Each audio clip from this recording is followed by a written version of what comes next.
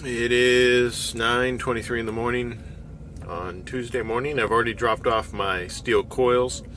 Then I got a new assignment right away. And I'm now picking up steel coils. But this process is a little bit different.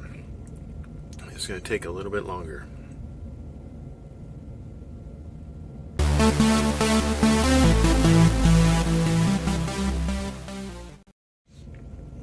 I figured if I start making a video about it, maybe things will speed up. But I need to go inside that door right there, 51. There are 4 trucks in there right now. They're getting loaded. And when they come out, 4 more of us will go around this stop sign, and we have to back in 4 trucks. And we'll get loaded. Then we check out inside, and then go scale out. I'll probably be here for a little while. I'm not worried. I am going to Georgia. It's like 920 miles or something, so it's a pretty good load run. Shout out to Andrew, who is parked behind me. I don't know, maybe he'll wave. No. I believe he's Marine Corps, former. So we are allowed to talk to each other. My route going to Georgia takes me through Nashville, so in which I call, and many other truckers call, Crashville, or chaos, really, because the way I've covered this in another video, all the highways that go through Nashville seem to merge and then cross over in order to continue on the highway you were on. Totally bizarre system. So I rerouted myself to avoid that completely, and I actually shaved off about 30 miles. I think it'll take me a few more minutes to accomplish my total drive, but I do not have to go through Nashville, so that is fine with me. I think I'm getting 2 coils. They're skidded, and it'll probably be something like that where well, my tarp job will probably look nicer, but you know. Other than that, I'm getting a couple coils to take down to Georgia. We'll see how it goes. It's like a 2-day trip, but I'm going to try to get there by tomorrow, because I can either deliver on the 4th or the 5th, and I want to deliver tomorrow. So, I mean, I'm pretty proficient in my driving. I'm not one of those drivers that likes to stop a lot and then, you know, hang out and watch the sun rise and set and then be like, oh, I guess I can drive some more. No, I pretty much just drive until my clock is out, and then I rest. So anyway, I'm going to be fueling here in about 4 hours after I actually leave here, whenever that is.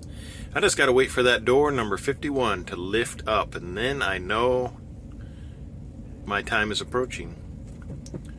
Even then, I still got to wait a little bit because the trucks that are in there actually have to pull out. And that's it. When I first checked into this facility, there's no signs to tell you where to go or what to do at this particular facility. So luckily, other truck drivers, they must know this and tell you what to do. I initially pulled in onto the scale because there's nothing that says, hey, park your truck, go check in, and then scale. So, but I learned that from the scale master. He says, hey, you need to park back where you were, so you have to go turn around, you know, go around the block, park again, and then go to this door on the opposite side of the scale house and get a ticket, and then scale in, and we take your ticket. And so I parked here where I'm at right now, and luckily this friendly gentleman there told me, hey, you still need to go inside and present your ticket so they know what to load you with. But there's no information out here other than that sign that says no parking beyond this point. Yeah, there's nothing that says, hey, check in inside. So me and another driver who apparently had never been here before either, we both walk inside this little door and look for who to give our ticket to.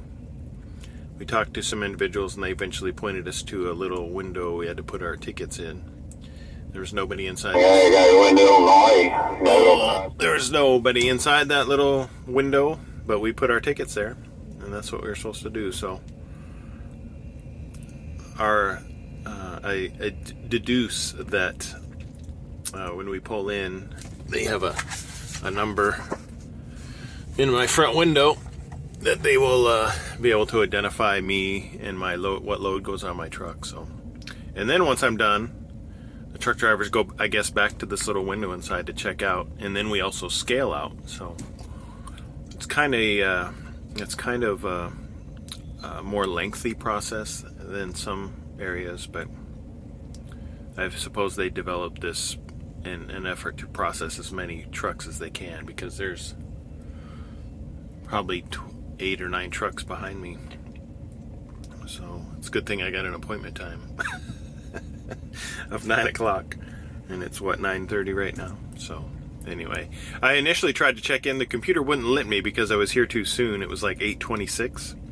And I'm like, well, I bet you this thing will let me check in half an hour early. So I sat there in the room for 4 minutes, and then proceeded to utilize the computer to check in, and it printed out my ticket. So I've been here for about an hour, and which that's cool right now. Yeah, so now I just gotta wait to get loaded so I can head to Georgia.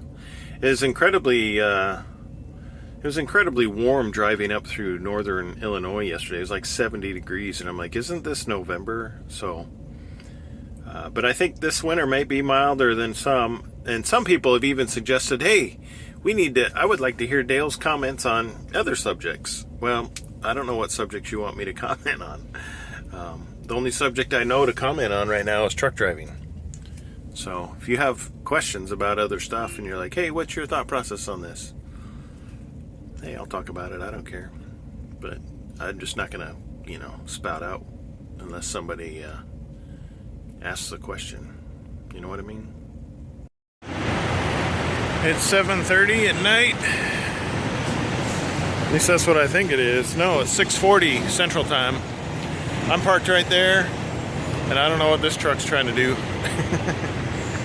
I originally tried to pull in between some trucks over there, but it's so tight between the two rows that to make the turn into like a space, if this were a space, it's too tight to pull straight through.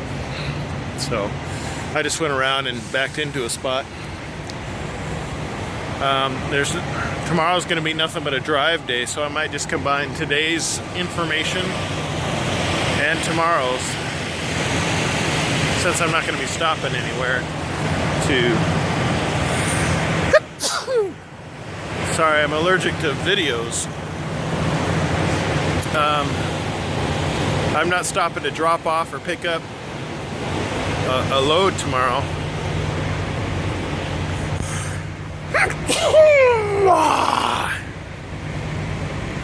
Yeah, it's like, I don't know, 72 degrees and it's November. It's like winter my butt. Anyway, yeah, so you may see a little bit of video tomorrow of my drive and me talking about the load. It's just 2 coils of tin. Probably make tin cans out of it. And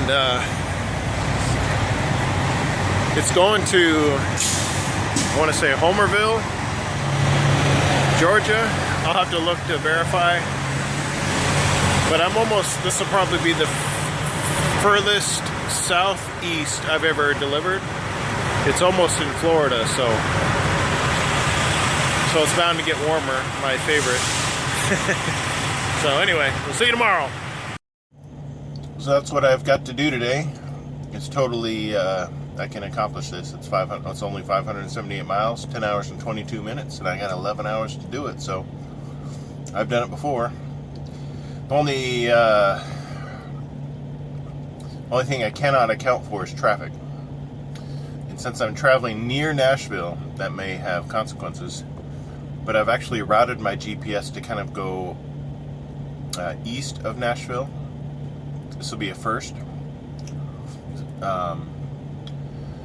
So we'll see.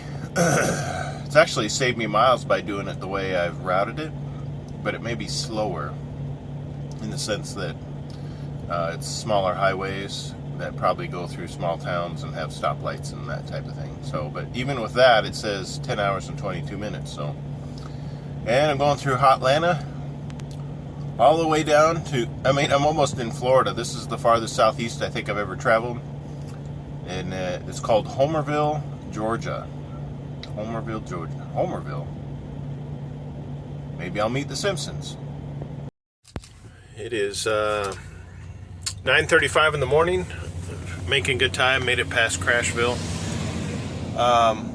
You can see I'm getting close to Chattanooga, Tennessee, about ready to cross over to the border into Georgia. So, making good time. I've got 7 hours and 3 minutes, or 409 miles. Let's see. Okay, I'm trying to hit the right button. And I have 7 hours and 39 minutes to do that 7 hours and 3 minutes. And they can take delivery as late as 9 o'clock tonight. So that means most likely I'm going to be delivering tonight versus tomorrow. So hopefully that will enable me to get a load heading back towards my home, because I'm going to be almost in Florida and it'll be Wednesday night. So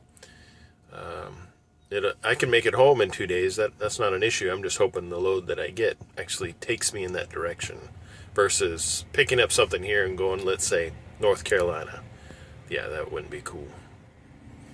But I am at near, I think I saw a sign that said Mount Eagle.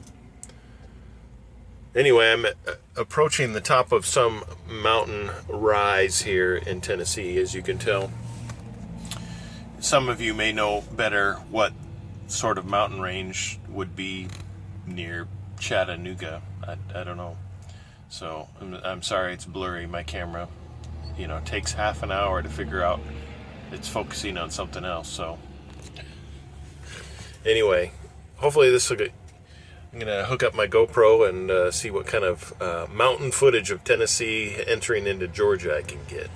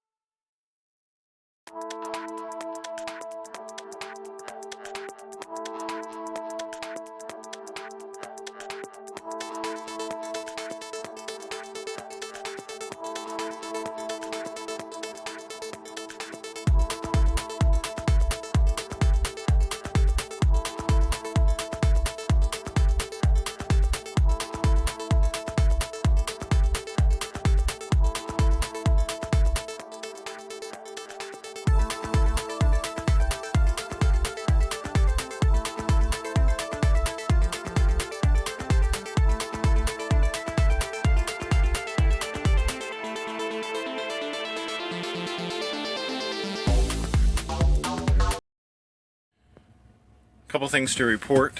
One, I made it to my delivery today on the 4th. I had 7 minutes left on my clock, and I made it and delivered, and I had half a mile to get to this. I guess you'd call it a truck stop. It's the tiniest little thing ever, but I mean, it's like in my driving instructions, it said it was just half a mile down the road, so that took me like 4 minutes. So when I pulled into right in between those two trucks there off the road, I had 1 minute left on my clock, and now it obviously says 0. But I've been parked here for, because it doesn't focus correctly, 3 minutes. Let's see, what did I drive today? Not that one. So I did 592 miles today, and it's Wednesday. And I'm assuming they gave me this longer load in order to, because of the shorter loads beforehand. Home messaging. So I got a new work assignment, and so I don't give away.